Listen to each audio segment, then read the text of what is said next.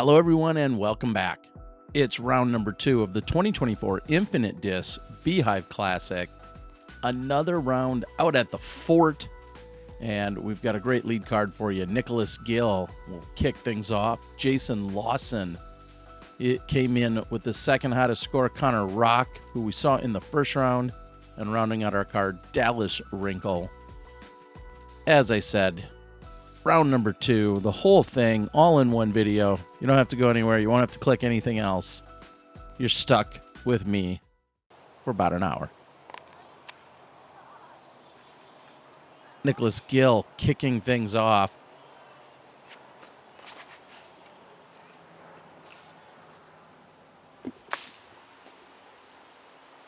He gets the green flag. Nicholas comes in with a 10-10 rating. As you see there, shot a 7 under, hot score by 2. Here's Jason Lawson out of Bend, Oregon. He comes in just shy of 1,000. He's at 999. Coming in. Uh-oh. Connor Rock, who we saw first round, going with a different approach. Connor, 1018 rated. What?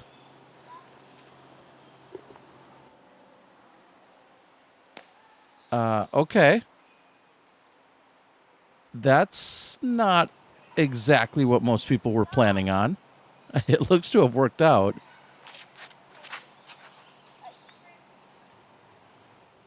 And rounding out our card, Dallas Wrinkle out of Overland Park, Kansas. Comes in with a 984 rating.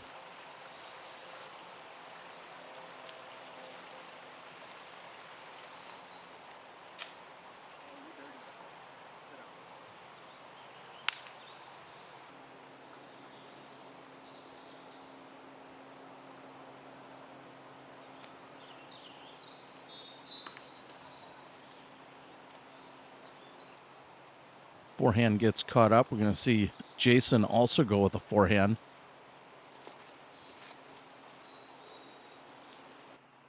And if that stays clean, it's going to be hunting the basket, so just deep. Pretty solid approach. He's inside 25 feet with a birdie look. I think he's going to have some rush to deal with, though.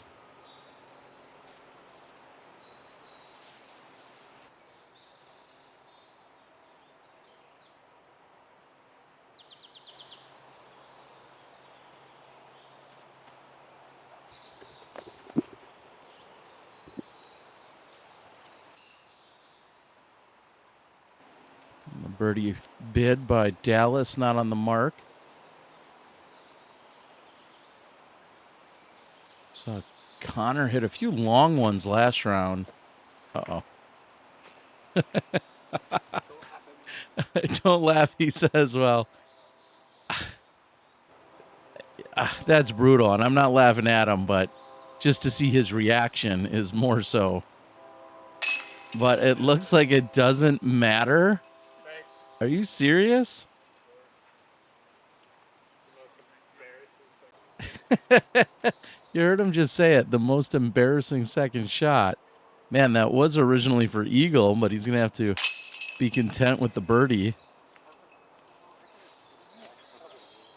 And Nicholas scrambles his way into a par.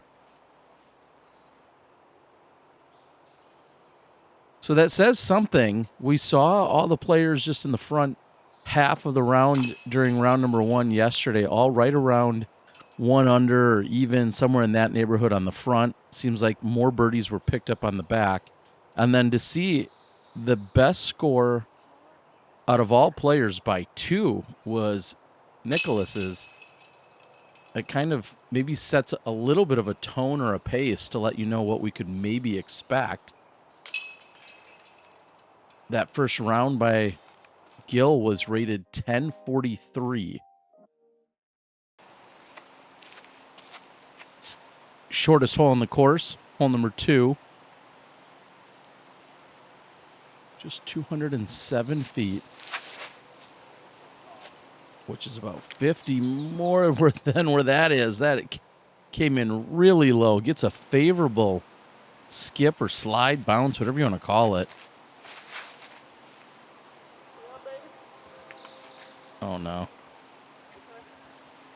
Safe.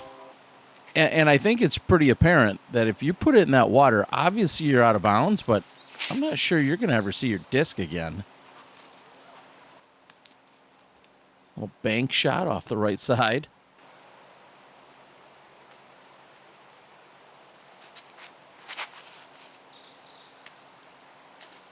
And Dallas will play it off the back. So great shot coming in from Dallas along with Jason.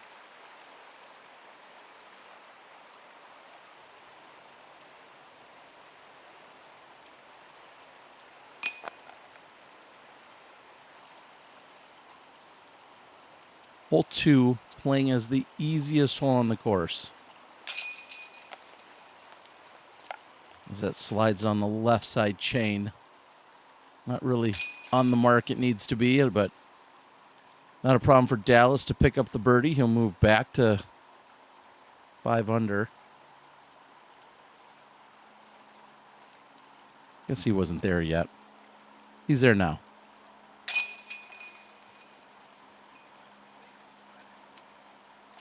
Jason will go to 6 under.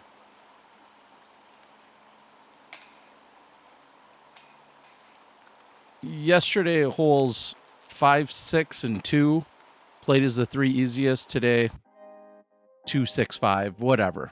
Those are the 3 easiest holes. And then hole 7 is right behind it. So 2, 6, 5, and 7. So 6, 7, 5, 6, and 7. Definitely a little bit of a birdie alley or a good place to pick up strokes. But first we go to 3.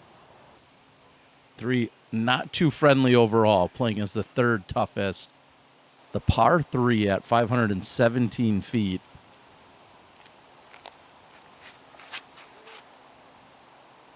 And certainly more wind than what we saw during round number 1 on Thursday.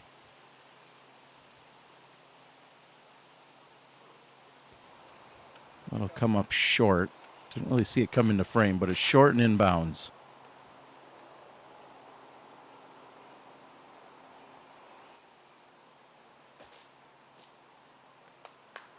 Not far from where we saw Bell land during the first round. Good shot.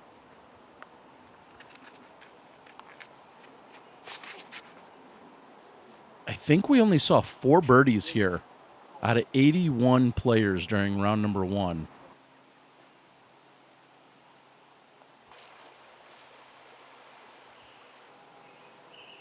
Looks like we'll have a couple of different approaches and then finally a legit birdie attempt or 2.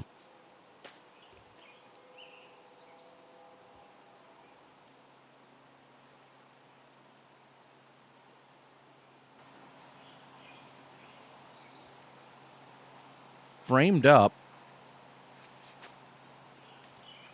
But a low ceiling just will bring about a nice little pitch up to the pin and a relatively easy 3, which I don't think you're too mad about here. This feels like a bonus birdie. And after that one just barely hung on to the hillside, Nicholas is going to be inbounds. Or excuse me, right there for a 3 after being inbounds.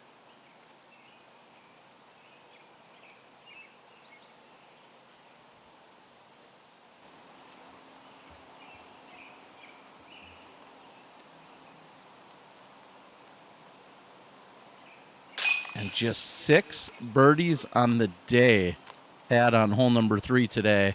That means only 10 over 162 attempts over the first 2 days. Connor Rock, one of those birdies today.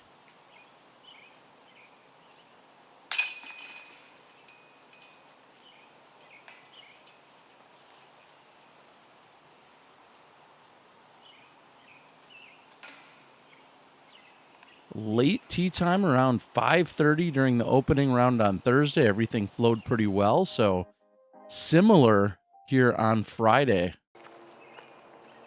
5:15, 5:30 tee time, something in that neighborhood. One of the latest tee times I think you'll ever see.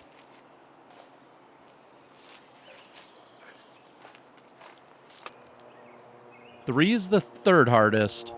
4, is the hardest, most difficult hole on the course.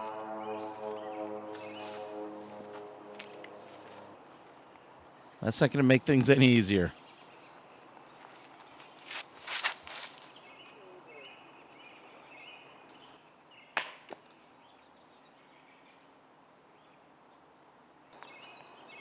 If you're penetrating 2/3, you know, 3/4 of the way down this fairway and then hitting something very late, or hitting something there and getting a relatively forward progress kick, that's something you can work with.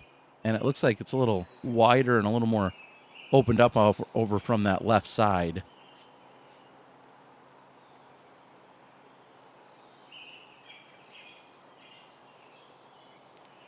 Patent pending, awkward stance, and really just playing for position, but not what the release he was going for.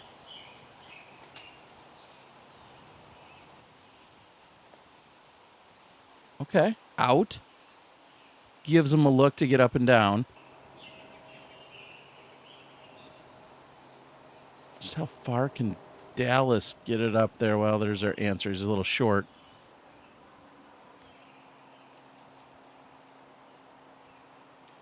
Can Gill take advantage?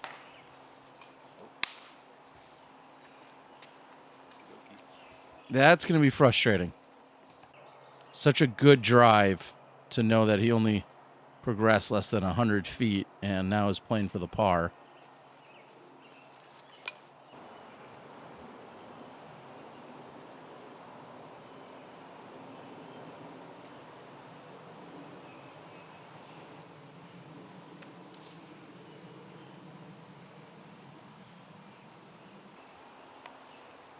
Still some work left to do, and Gill is just hacking away here. Trouble.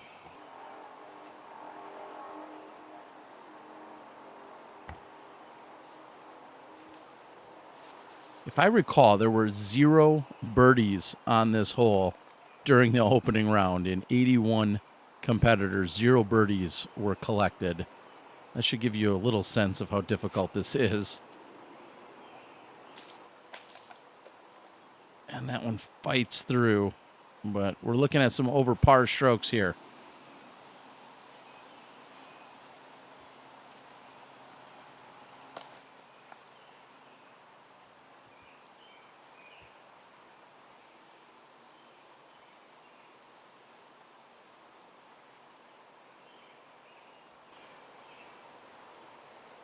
Dallas still able to get a hyzer attempt off. So around that tree enough to give him a standard putting stroke for him. That's a really good par. Jason doing some work.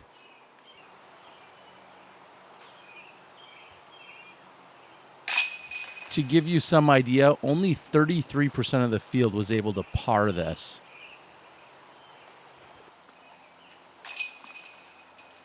And the count is 1. 1 birdie over 2 days. Ben didn't. Well, he did. But Ben didn't. Oh, God. I laugh at my own dumb jokes. I can't help it. D-I-T-T-O-N. I'm going to assume that's didn't. Well, Ben did. Nice birdie, Ben. Jason with the honors, heading to 5. Remember what I said, Birdie Alley, 5, 6, and 7, 3 of the easiest holes statistically on the course.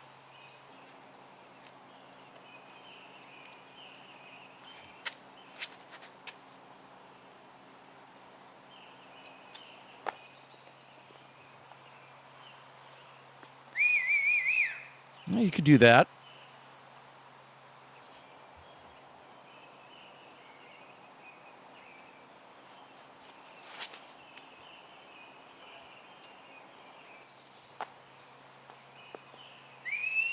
Or you could do that. I mean, I don't know what else you really want me to say when you see a shot like that.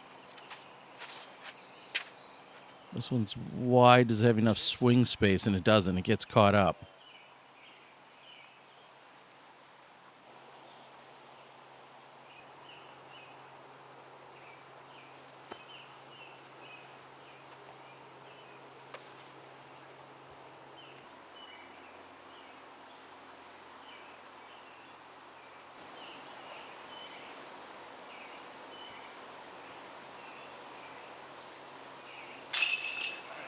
Another solid putt. I feel like it's committed. It's firm. Tying the chains. Pretty much online. Celebrates. I mean, I don't know what more you want than that. I'm going to see the par out of Gill. And what that should give us is 2 more birdies then. With a couple of park jobs. Dallas in for the birdie. And Connor should do the same.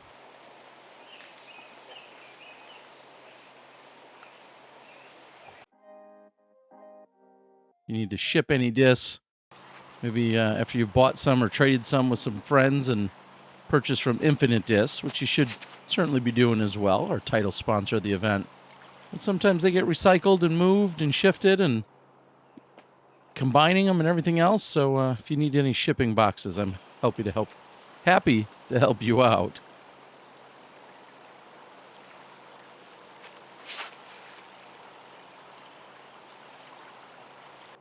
Connor just riding that hillside.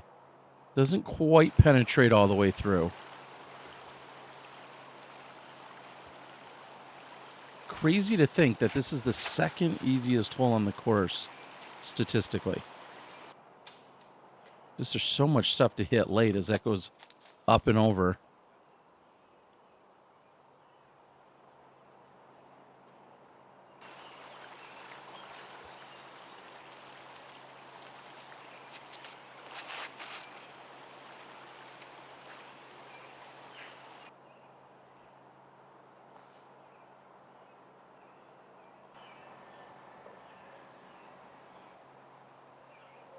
This is about the same distance as the previous one.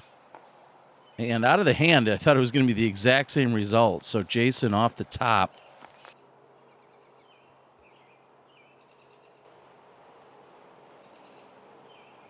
At least the same distance here for Connor. And he buries it. Yes. Yes. Definitely just once the fans calm down and get in their position, Connor.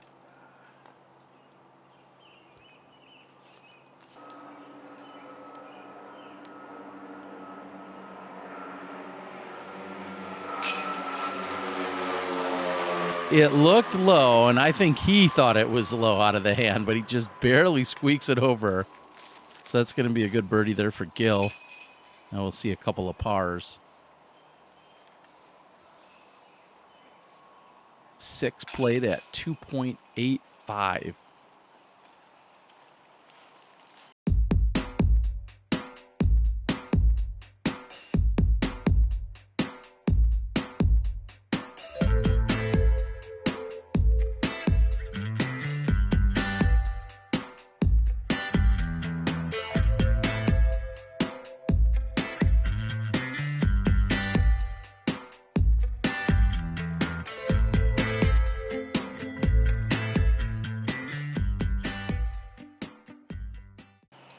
And big thanks to our friends over at Tech Disc. They call it a launch monitor that's built into a golf disc, and then it measures your spin rate, your speed, nose angle, a bunch of other stuff. And it all happens within the first couple of feet of when you're throwing. So if you throw into a net or you're just throwing very short range, it gets all of those measurements right away. And from that, a simulator will use that data, and it'll show you what the flight path will look like in 3D. It's absolutely incredible.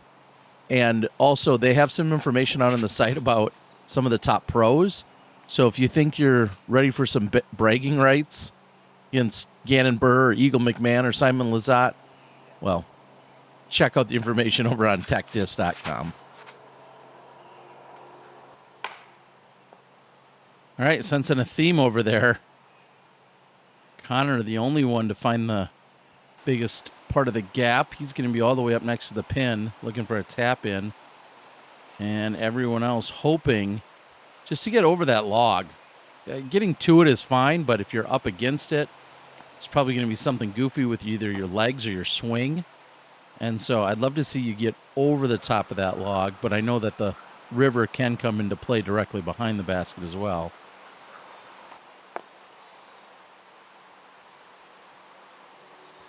just like that.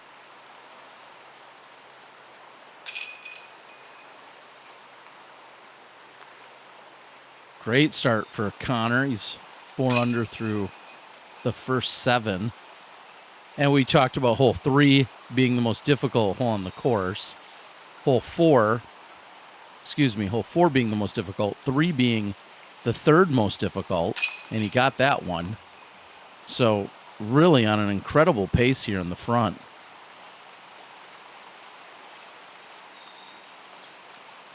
Speaking of the front, I've got all 18 holes here ready to go. We're talking like 55 minutes. I continue to ask which format you guys prefer, and not going to lie, I get the exact same like 50-50 response. Some people love that it's cut up into 2 nines, and some people absolutely love that all 18 holes are in a single video. So I guess I'm done asking, and you're just going to kind of get whatever feels right on any given event or any given day. But yeah, just 55 minutes for the overall round here for you guys today on this one.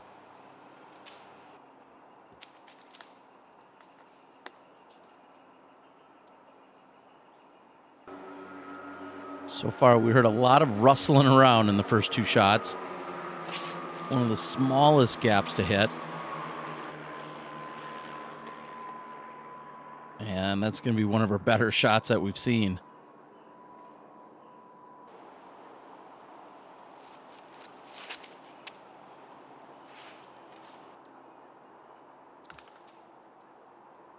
Feel like I've seen and heard that before. We got Dallas caught up short.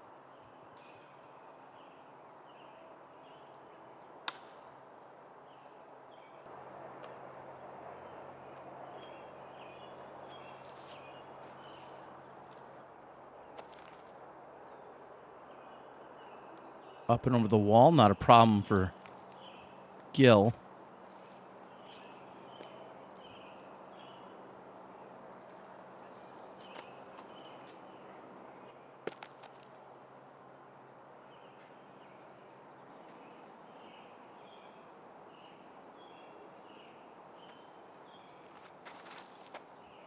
And for as much as I see people struggle off of this tee, it seems impressive that when it's all said and done, 17 birdies in the field. That's one of them. Jason goes to 3 under through 8.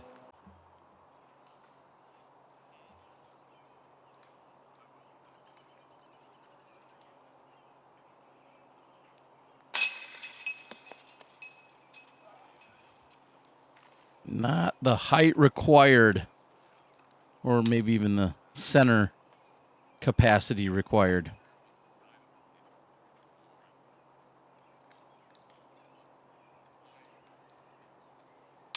Center capacity? Are you wondering what I'm talking about? So am I.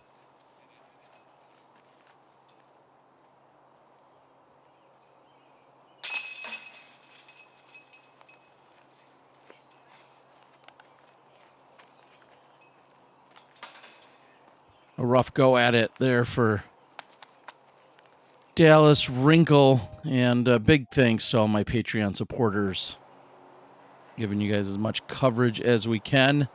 This is a Q-Series event taking place Thursday through Saturday. Big thanks to the camera guys that I could work with to get out there and get the coverage, both John and Spicy. And then Sean and the crew for putting an event on their shoulders and bringing it out to the fort, having so many players of all various skill levels. And what a great shot. Oh, almost framed up perfectly. Good shot there for Connor. But no small task to be putting on an event of this size and scale and magnitude. Of course, Infinite jumping in as your title sponsor, and we appreciate them.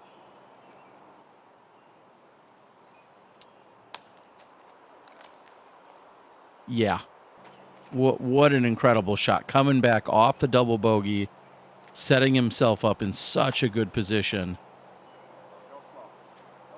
And Nick's just trying to get around the corner, but not go too far. And I think he's done just that. That'll give him either a forehand or backhand option. And this is the one that's a little bit painful. The pitch from a putting stance. Only about 40 or 50 feet. Can he work it? So that'll be his third.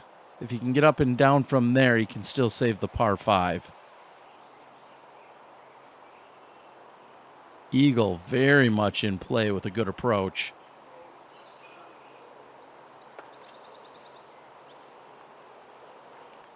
Birdie very much in play with a good approach from there. What can Connor do? I mean, he just set up in the prime position to be able to attack for eagle. Unfortunately, he's not going to be still looking at that. What can Gill do?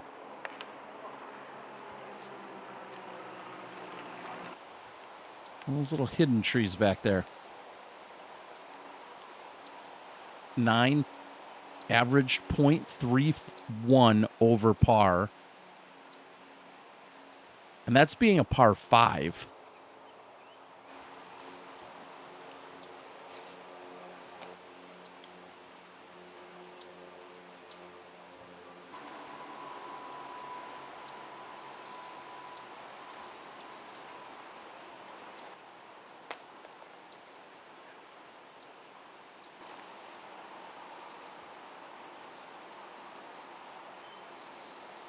Get a little cheeky with it, maybe a little trick shot here. Okay, just up and over. So still short range left for the birdie look. Here's Gill.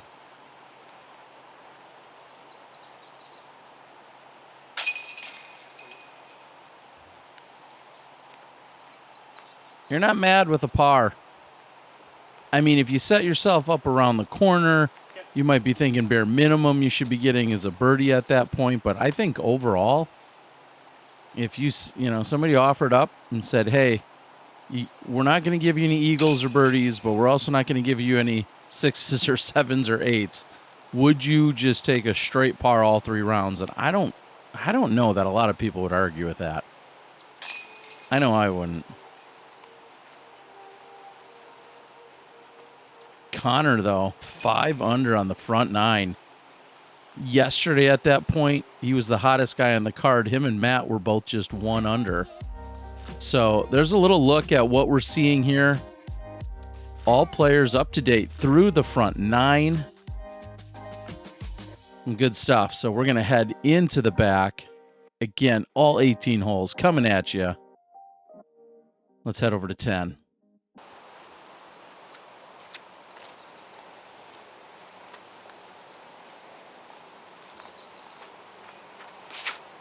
The par 4 with the late Mando.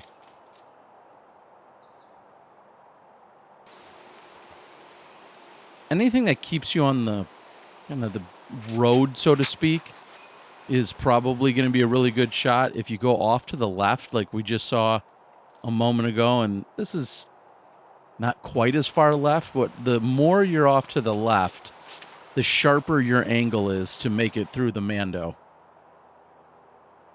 And this looks more prime time. I like that positioning a little bit better.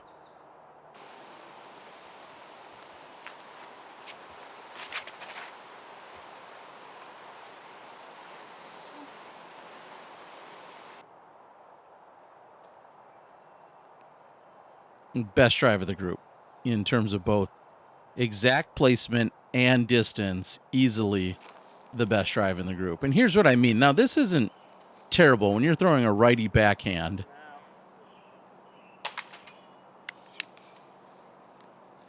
And that's going to be a missed Mando. After such a good front, he's coming here with a missed Mando on the 10th. Meanwhile, not a problem for Dallas to push through. Here's Jason, also in pretty good position.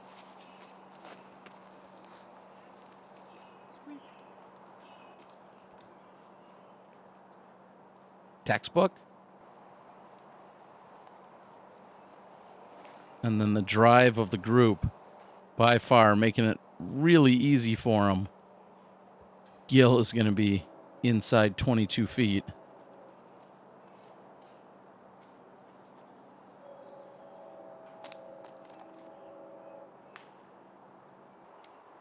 That was Connor's attempt to save the par. Gill might have a little more than 22, but either way, it doesn't matter. It was 6 or 7 steps. You got to get that one, Dallas. He did everything right until then, setting himself up. Meanwhile, another birdie for Jason, 4 under through 10.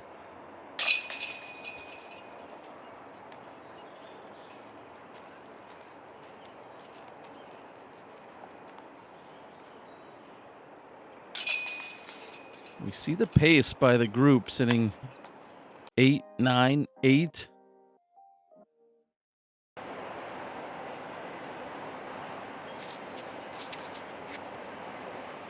Cross the little stream and we head over to hole 11.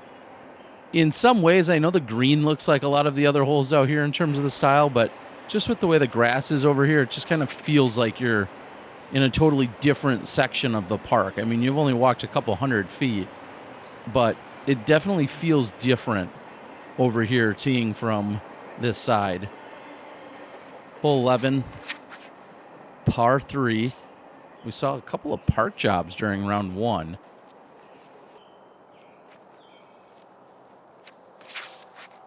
Fifth easiest, just statistically. Easier to maybe throw than for me to say. And a little redirect. I think we saw Connor, if I recall, wasn't Connor up on the actual stones right there by the basket or the mound? Either way, it's nice and close here again.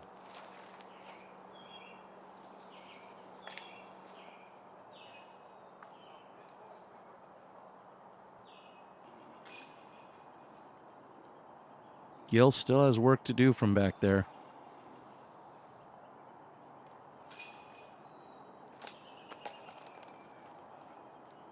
Jason finds the window required.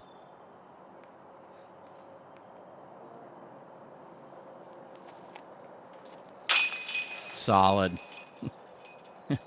He had to work hard for it, but definitely a solid save for the par.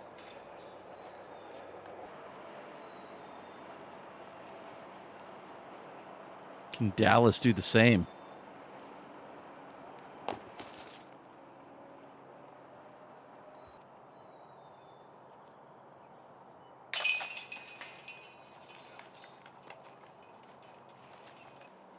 Good bounce back for Connor. Comes back with the birdie after the bogey on the previous hole. Oh no, Dallas. Little lapse there by him. And I know I use the term bounce back. Some of you are newer, some of you aren't. That was an officially designated term that came about within the UDisc days of scoring in terms of what players would do coming back after a bogey or double bogey or anything over par. And there was actually a statistic that was calculated in terms of how your very next hole was. And I was thinking the other day how some people may just think that's a phrase I use, which is fine. But for what it's worth, that actually is or was a calculated statistic. I'm not sure we're seeing it on the PDGA stats right now, but I'm guessing by the end of the year or within next year, when the PDGA stats continue to develop and continue to kind of play catch up to what we saw from the UDisc days of live scoring, I think bounce back is going to be a stat that you're going to see again. So, little insight. Some of you don't care.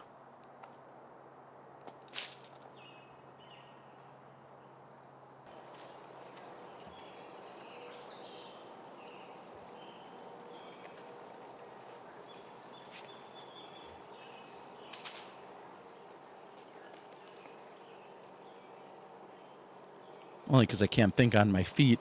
Is there a stat in other sports that has something of that nature, like a recovery stat, so to speak. I'm sure there are. I can't think of it off the top of my head, but put that in the comments. Let me know. I'm sure there is in golf. It can't be something that we exclusively thought up just a few years ago within our UDisc, continued development.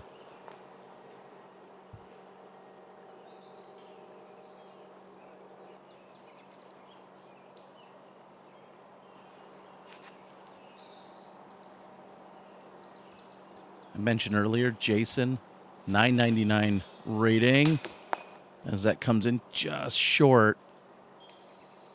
Only been a PDGA member since 2021.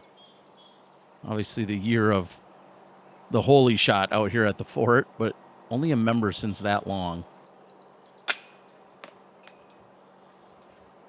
Connor, a member since 2015.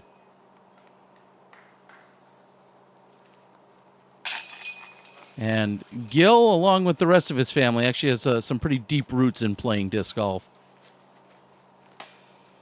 Gill hailing out of Michigan, place I used to play quite often. He's been a member since 2007. I know relatives of his, Joe Gill, Ken Gill, and a ton of great people and individuals out of Michigan.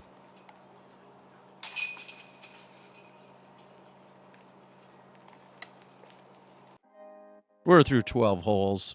Big thanks to our friends over at Zing Mini, maker of the Flapjack. I have to go Google that. I'll leave you in suspense.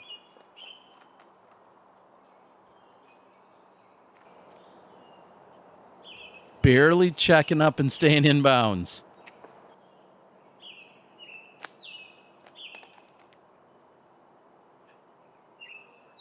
Close enough that it's you have to run it. Not really dangerous, but yeah, still kind of. And that doesn't get...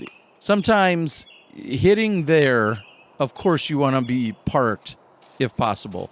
But sometimes hitting in a position where the layup then becomes obvious isn't the worst thing, as that's a pretty good looking shot as well. In all reality, this doesn't feel like something he should be running at, and that's exactly why. That earth, that ground behind there is just so hard that anything that hits it likely is going to get up and either slide or roll. Meanwhile, Dallas having no problem cashing it in.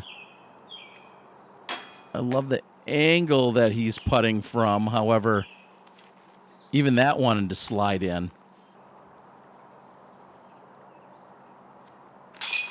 And Jason going to be excited to take home a relatively short birdie. So Jason, first one to 10.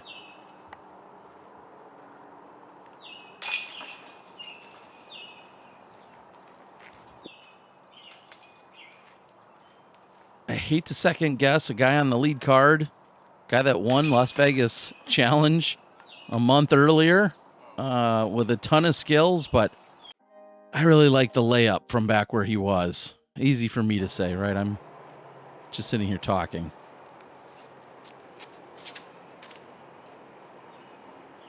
On the 13th, Jason cuts it way too short and inside.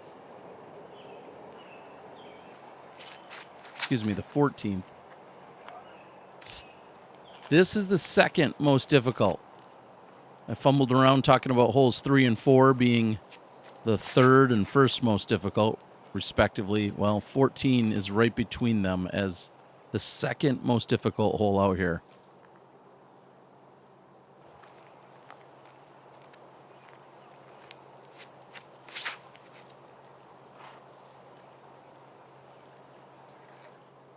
Shouldn't be tough if you're throwing a shot like that.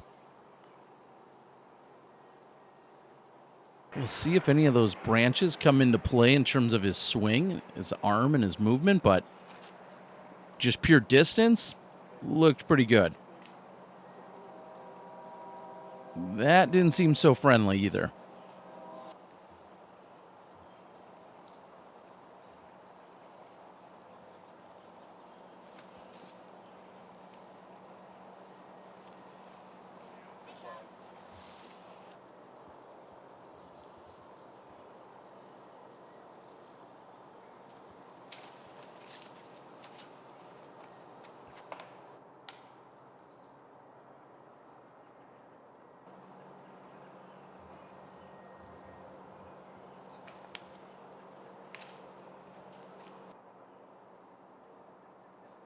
somewhat of a theme on this hole.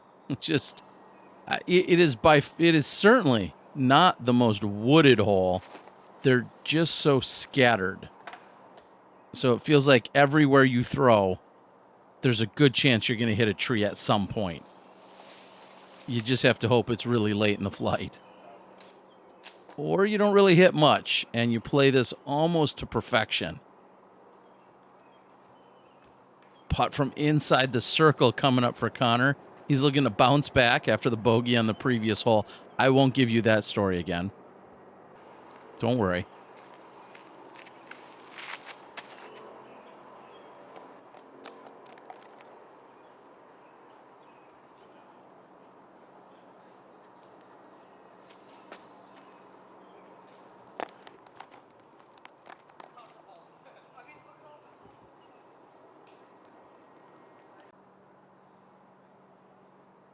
Connor for birdie.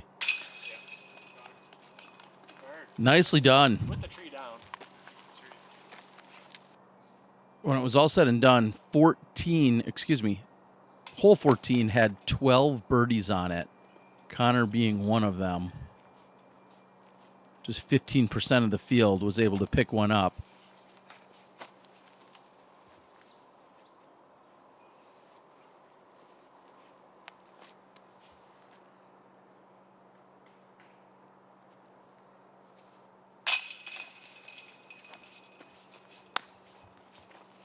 A nice confident comeback. We've seen some really good play and putting out of Jason, so surprising to see him miss the previous putt.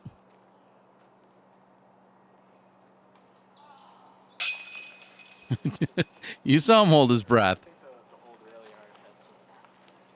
Yeah, those high chains like you. It's in. That's all that matters. They don't all have to look pretty as long as they stay in.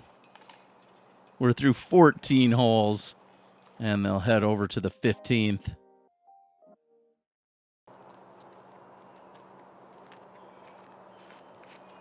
This is more nervy than you would think. Yeah, that tree, that gap looks big enough, but when you're standing there and thinking it's pure disaster if you plug either of those trees.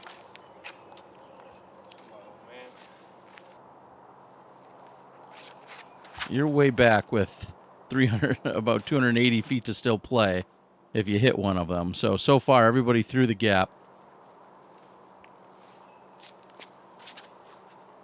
And I successfully didn't jinx anyone. But that is that protective log I talked about in round one.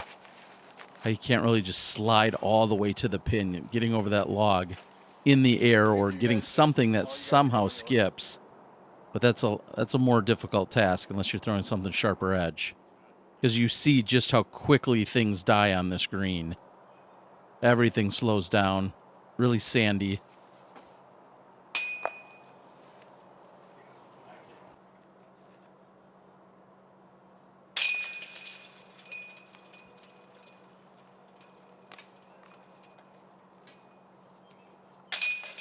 And Connor again, back to 10 under. Feel like he was there once before. If not, either way, it's 6 under through 15 holes. We saw a hot score with 7 under during round number 1. Held by that man right there.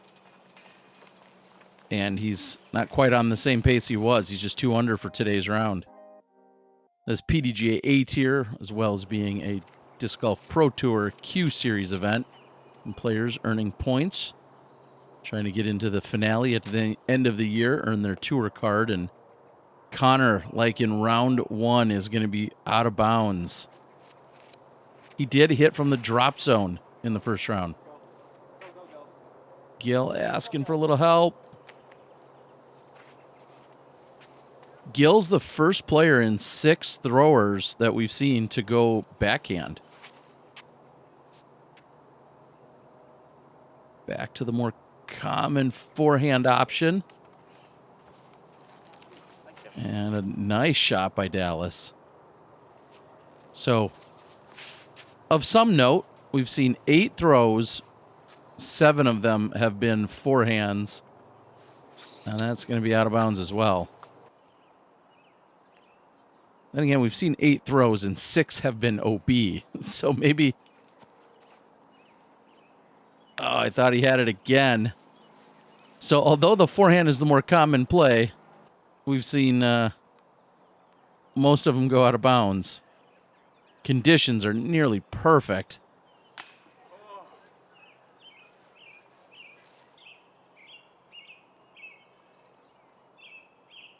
We saw 2 par saves. Can we get one? Not so much. Dallas, our last chance at birdie. Gets it.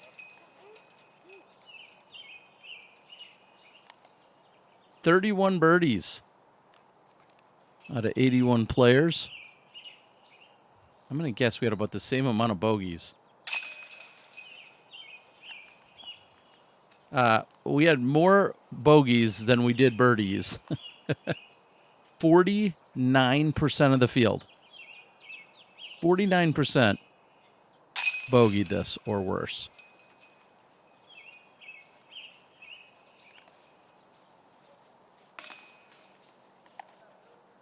Well, bogey or worse would be 51%.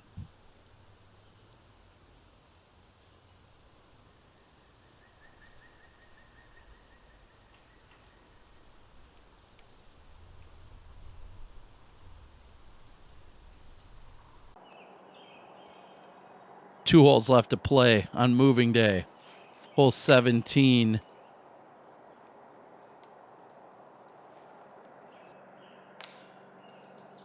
You're not mad about that at all. Nice shot.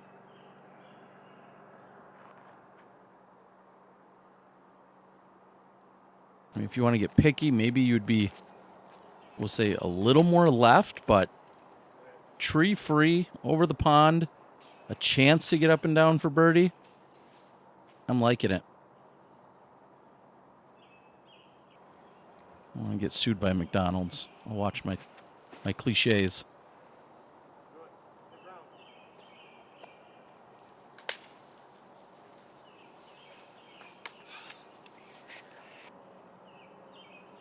Although no one loves seeing a red flag, I'm going to say thank you to all the spotters, volunteers, everyone that it takes out there to put on an event, no matter how large or small. And nobody really loves to give a red flag, and they're just doing their job. But thank you to everybody.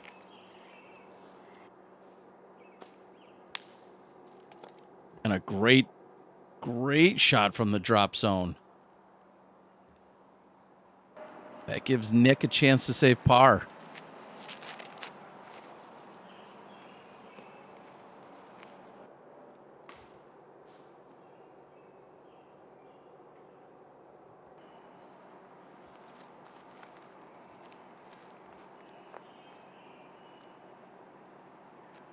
I mean, I said he could be left, but I don't know if I really mind the lane that he had. I don't feel like he executed what he was going for there, but he had a couple different options there.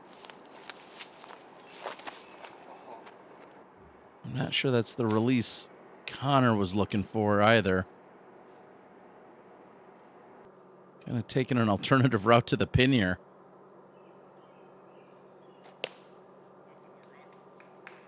Either way, that should be an up and down for the par. I think we should see the same here out of Dallas.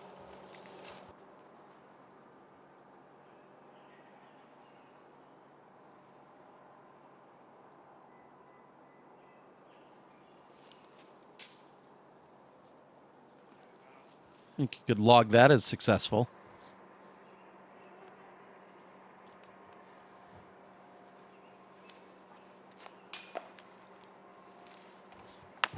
So Gill is going to give one back. The bogey will bring him to 7 as a total, which is exactly where he started the day.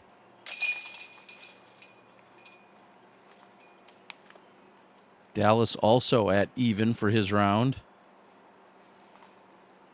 And Connor sitting at 5 under for his round.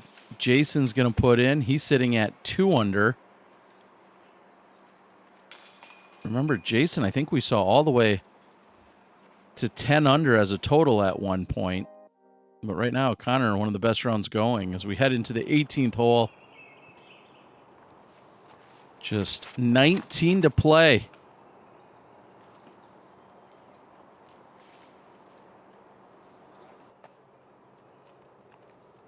Safe. Just little check boxes here on the 18th. First one is get over the water safely. Second one, assess if you threw a good enough shot that you can be really aggressive on the second shot or not. And then the third checkbox is execute and stay committed to whatever your second shot is. If it's a layup, fine. If it's going for it, fine. Just make sure you're fully committed. So far, 3 shots inbounds.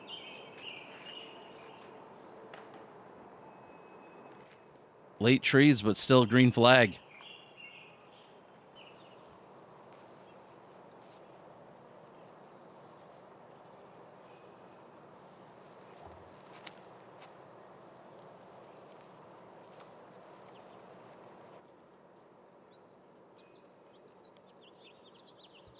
Center fairway. You're not really mad about that. Connor looking aggressive.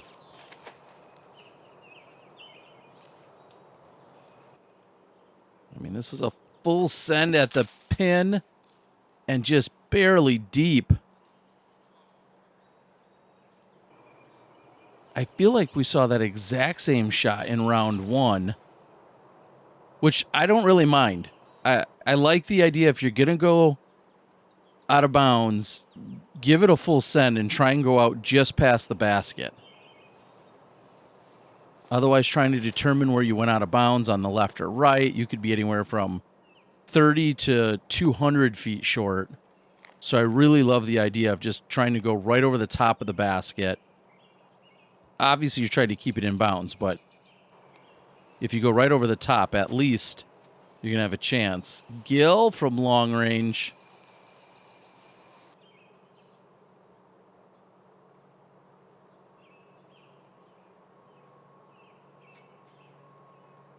Wrinkle didn't love it. So a chance for Connor to save the par. Follow up his 4 under with a 5 under.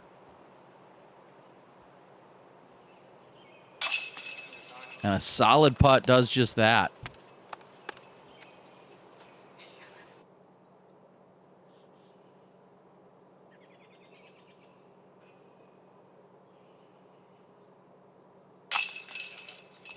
And another solid putt. Nice work by Jason. He's going to finish at 3 under. And that 3 under should be enough to keep him on the lead card. Connor, of course, one better than him.